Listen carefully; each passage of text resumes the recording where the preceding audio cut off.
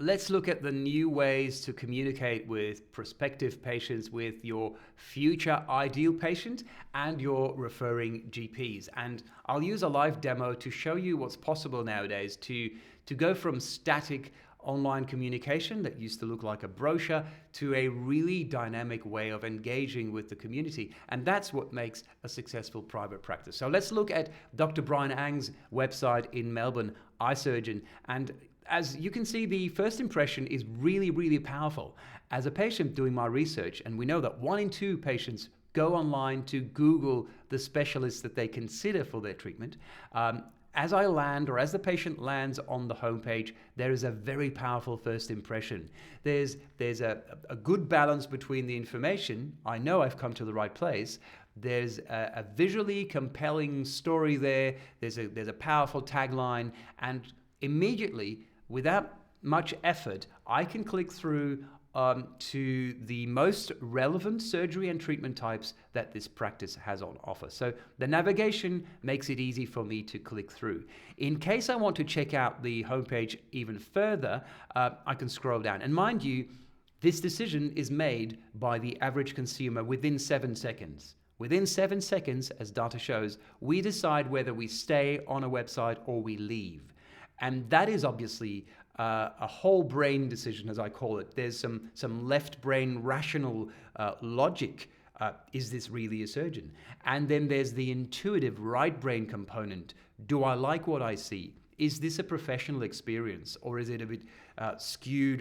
Does it show up nicely on my mobile, or visually not really in a compelling way? So all these things are going through our mind as a consumer in those 7 seconds. Now, as I scroll through, you'll see that the information, the typical factual information about the surgeon, is presented with a nice infographic.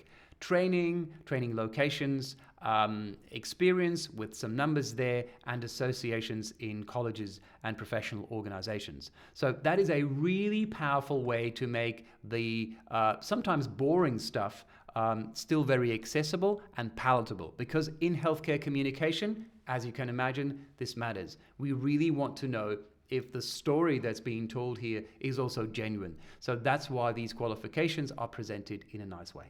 Professional photography does miracles on a medical website, and as you can see, the whole feel of the homepage, it's like a magazine. So the information is presented the way the consumer is used to consume information. And information in magazines is presented with, well, a specific way of designing the content, organizing the information, and finding that balance between the copy, the visuals, the graphics.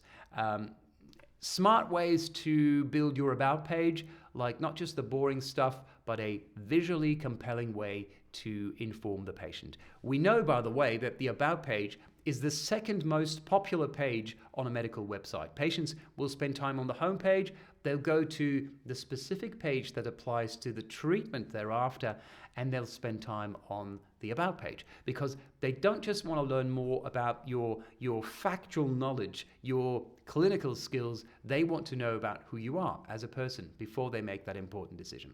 So if you're in the process of upscaling your private practice and your goal is to help more patients choose you, let's have a chat about creating this powerful type of online presence for your practice.